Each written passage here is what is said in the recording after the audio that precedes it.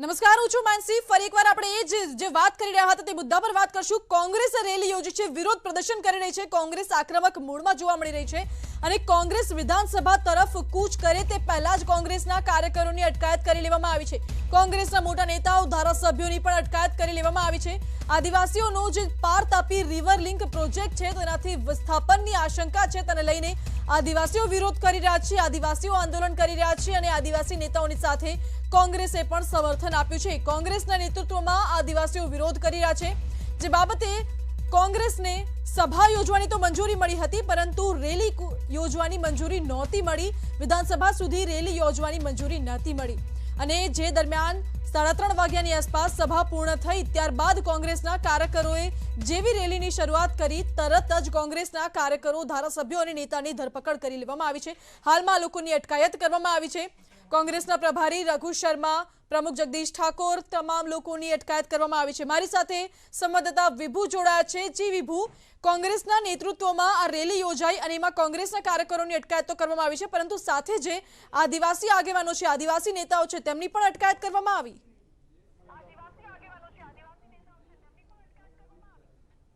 બિલકુલ, અત્યારે ફરી એક વખત દ્રશ્ય બતાવી દઈશ કે હવે છાવણી પરથી લોકો છે તે જે આદિવાસી લોકો હતા તે પોતાના ઘર તરફ પરત ફરી રહ્યા છે, કારણ કે તેઓના નેતાઓની, તેઓના કાર્યકરોની, જે લોકો આગેવાનો છે તેની અટકાયત છે તે કરી લેવામાં આવી છે। 70 થી 80 લોકોની અટકાયત કરવામાં આવી છે। તમારા કેટલા આગેવાનોની અટકાયત થઈ ગઈ છે? અમારા બધા જ મોટાભાગના આદિવાસી આગેવાનોની અટકાયત થઈ છે।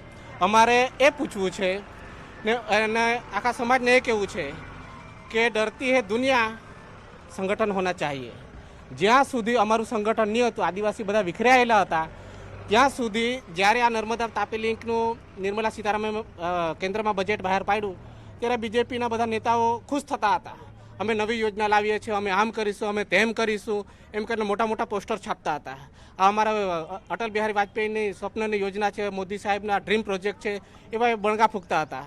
અને જ્યારે આદિવાસી સંગઠિત થયા અને ધરમપુરમાં એવી જડબેસલાખ રેલી કરી અને ત્યારથી આ લોકો ડરવા લાગી ગયા। એટલે મારો કહેવાનો મતલબ એ છે કે જો અમે આદિવાસી બધા સંગઠિત થઈશું, કોઈની તાકાત નથી અમને હટાવી શકવાની। તમારા જે આદિવાસીના પ્રશ્નો છે એની આ સભા હતી કે પછી 2022 આવે છે એ માટેની આ પેલી થઈ રહી છે? 2022 કેવી રીતે? કેન્દ્રનું બજેટ તો કોંગ્રેસે બહાર નહોતું પાડ્યું, કે આમ આદમી પાર્ટી નહોતું બહાર પાડ્યું, કે બીટીપીએ નહોતું બહાર પાડ્યું। કેન્દ્રનું બજેટ તો બીજેપીએ બહાર પાડેલું છે। તો તમારી ડિમાન્ડ શું છે હવે? અમારી ડિમાન્ડ એ જ છે કે દર વખતે આદિવાસીનો હક મારીને શું કરવા આદિવાસીઓને હેરાન કરવામાં આવે છે? આદિવાસીઓને હેરાન કરવામાં આવે છે। જળ, જમીન અને જંગલના મુદ્દે તમે આજે જે સભા કરી છે, રેલી કરતા હતા, અટકાયત કરવામાં આવી છે, શું મુશ્કેલી પડી રહી છે તમારા જમીનના મામલે, પાણીના મામલે? જ્યારે અમારું પાણી છે મેડમ, પાણીનો ઉપયોગ આખું ગુજરાત કરે વાંધો નહીં મળે, બરાબર, પણ અમારી જે જગ્યાએથી પાણી લઈ જવામાં આવશે ત્યાં પીવાના પાણીની કે વાપરવાના પાણીની ચિંતા કેમ નથી કરવામાં આવતી? અમારે એ પૂછવું છે કે તમે ખેતી માટે હજારો એકર કે લાખો હેક્ટર જમીનને તમે પીવાનું સિંચાઈ માટેનું પાણી પૂરું પાડવા માટેના યોજના કરો છો, આદિવાસી માટે ક્યાં પીવાના પાણીની કોઈ યોજના કરી છે?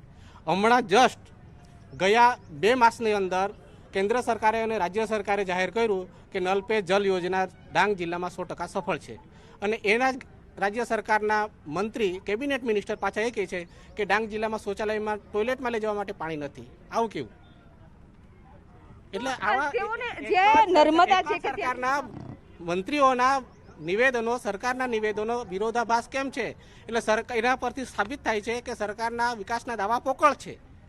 એટલે આદિવાસીઓને પાણી નથી મળતું, જમીનનો પ્રશ્ન છે ને આ મુદ્દે તમે સભા કરી? નહીં, અમારો અસ્તિત્વનો સવાલ છે, અમારો અસ્તિત્વનો સવાલ છે। અમે આખી આદિવાસી, અમારી આખી અલગ સંસ્કૃતિ છે અને એ સંસ્કૃતિના આધારે અમે જીવીએ છીએ। અમારી સંસ્કૃતિ, રણનીતિ શું રહેશે?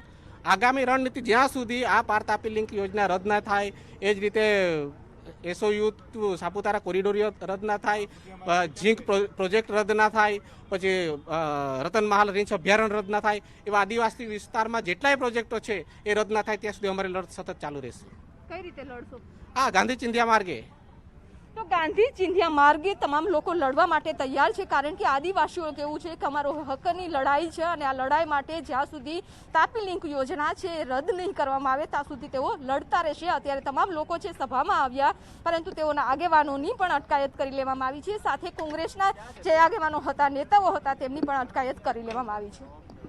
જી વિભુ, આભાર આપનો સમગ્ર માહિતી માટે. તો વિધાનસભા પહોંચે તે પહેલા જ કોંગ્રેસના કાર્યકરોની અટકાયત કરી લેવામાં આવી છે, પરંતુ જે આદિવાસી લોકો છે, આદિવાસી લોકોનું એવું કહેવું છે કે તેઓ તેમના હક માટે આ લડાઈ લડી રહ્યા છે, ના કે કોઈ રાજકારણ માટે, ના કોઈ રાજકીય પાર્ટી માટે. તેમનું જે હક છે, તેમનું અસ્તિત્વ છે, તે અસ્તિત્વ માટે આ લડાઈ અત્યારે આદિવાસી લોકો લડી રહ્યા છે.